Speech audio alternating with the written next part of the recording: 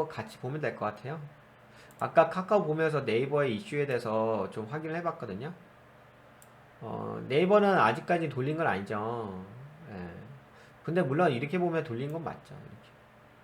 이렇게 보면 돌린 자리는 맞긴 맞는데, 아무래도 중국 관련된 이슈가 있었잖아요. 네이버 포털을 좀 차단했다는 소식이 있어가지고 좀 하락을 했습니다. 근데 네이버뿐만 아니라 엔터 쪽도 한알령 해제가 아니라 이제 강화 이거잖아요. 네. 계속 매체에서는 뭐 한알령 해제를 할 거다 뭐 이런 식으로 얘기를 했지만 정작 그건 아니었죠. 중국 한알령 강화 우려에 네이버 카카오 주가가 약세에 있다. 잠시만요. 물 한 잔만 마셔야 될 것 같은데. 너무 떠들어대니까 입이 마르네.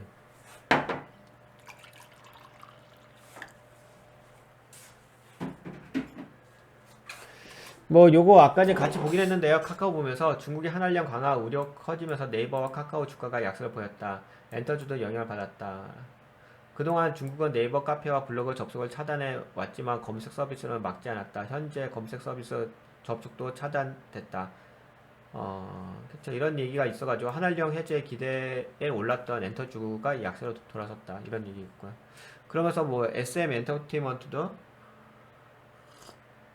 하락하고 카카오도 좀 하락하고 그러면서 네이버도 오늘 급락이라고 해야 되나?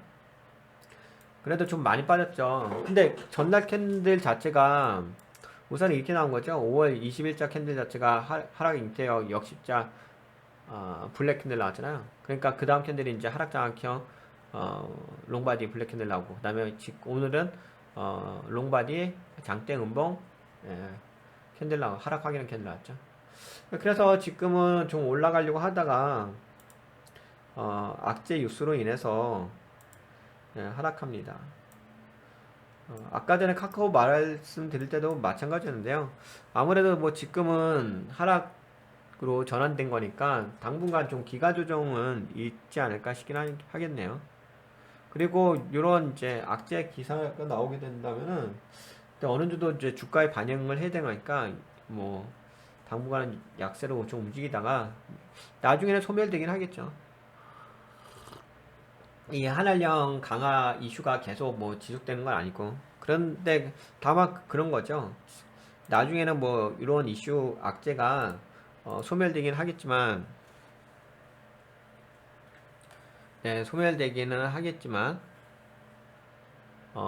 그래도 당분간은 악재로서 작용을 한다라고 보는 게 맞긴 하겠죠.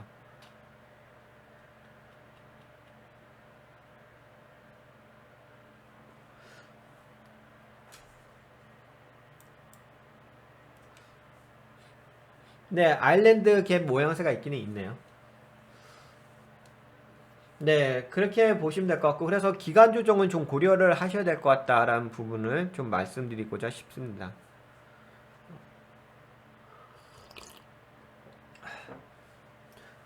그쵸. 기간 조정. 근데 가장 좀 어려워하시는 게 기간 조정이죠. 근데 아까 전에도 좀 말씀드린 것처럼 기간 조정 부분은 좀 감안을 해야 하겠죠. 근데 재무적인 부분은 아마 나쁘진 않을 것 같은데, 네이버가. 카카오도 나쁘지 않고. 그래서 회사의 재무적인 부분은 나쁘진 않은데, 다만, 어, 부채 비율이 지금 48이요. 괜찮죠. 순부채 비율도 나쁘지 않고요. 이자 보상 비율도 보시면, 네, 영업이익 흑자예요. 그리고 이익잉여도 괜찮고요. 지금 이익잉여도 올라가잖아요. 23조 1000억 원, 23조 3000억 원, 23조 5천억 원, 23조 6천억 원, 23조 6975억 원. 그렇죠? 계속 올라가고 있어서 뭐 회사의 재무적인 부분은 크게 문제가 될 거라고 생각되지는 않습니다.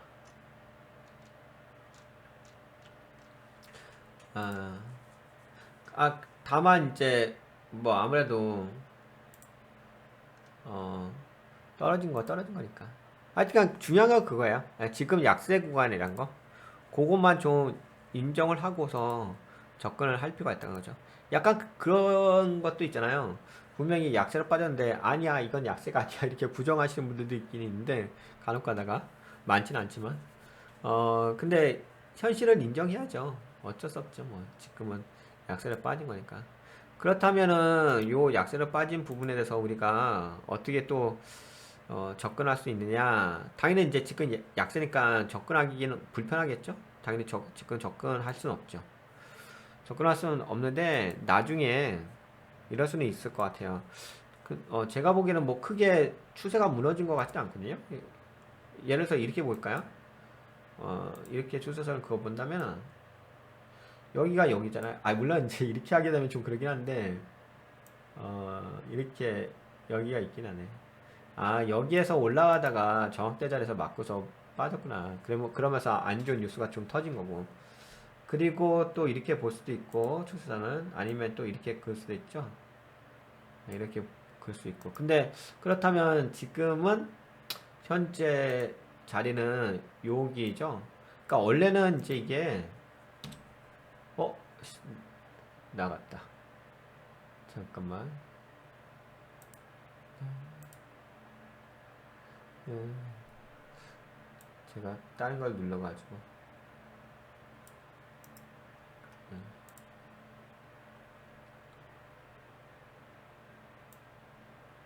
네, 다시 원상 복구.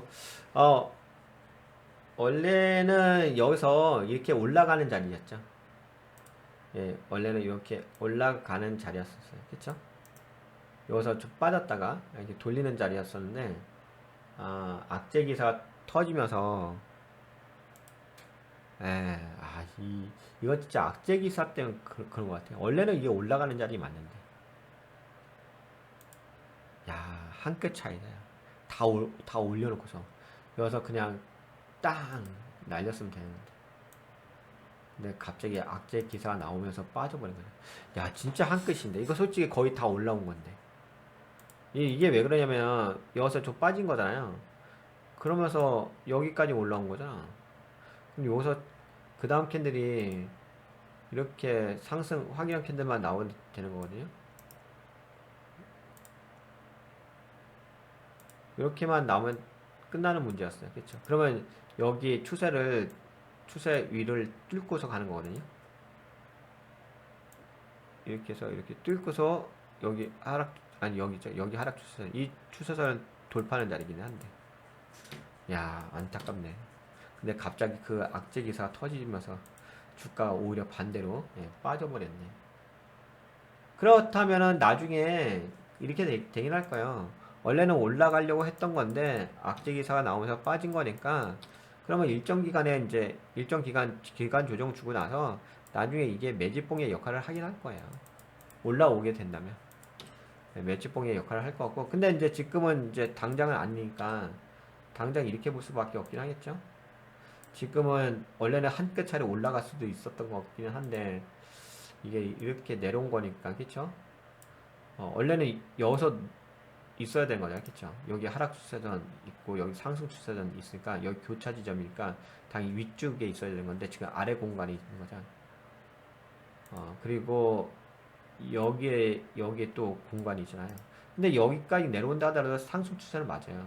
맞긴 맞는데 그럼에도 불구하고 좀 낮은 상승 추세선이니까 좋지도 않죠. 그래도 지금 두 번째 동그라미 자리 있기 때문에 뭐 두 번째 동그라미 자리에서만 좀 움직여 준다면은 좀 뭐 기간 조정은 나오긴 하겠지만 네 나오긴 하겠지만 여기서도 좀 지지하고서 이쪽 추세만 따라가 준다면 다시 이쪽으로 올라올 수가 있거든요. 그러면 여기 하락 추세선 있잖아요. 이걸 돌파하면서 이렇게 갈 수도 있죠. 그러니까 원래는 여기서 이렇게 갔다가 이렇게 때려주고서 그 다음에 여기서 한번 눌려주고서 이렇게 가는 거거든요. 파동상 그렇죠. 이렇게 올라왔다가 여기서 한번 눌러주고 때려주고 이렇게 그렇죠. 그러면 이게 저거잖아. 상승 삼각형 아니면 우상향 쌍바닥 이런 모양새다. 근데 지금은 이렇게 된 거잖아요. 빠지고서 이렇게 떨어지는 거야. 만약에 이렇게 해서 떨어진다면 여기서 이렇게 해서 돌려주고서 이렇게 때려주면은 여기 추세 돌파하면서 올라갈 수 있는 거죠. 이렇게. 그렇죠. 이해가 되시죠? 그러니까 여기서 좀 만들고 옆에 있는 이 동그라미 자리 이걸로 올라오게 타게 되면 이쪽 하락 추세는 돌파하면서 올라갈 수 있다는 거죠. 파동의 영역이에요. 네, 우선 네이버는 이 정도 얘기할까요? 우선 기간 조정만 좀 고려하시고요. 네, 도움이 되셨다고 생각되시는 분들은 좋아요. 네, 새로 오신 분 꾸덕꾸덕 한번 눌러주시고요.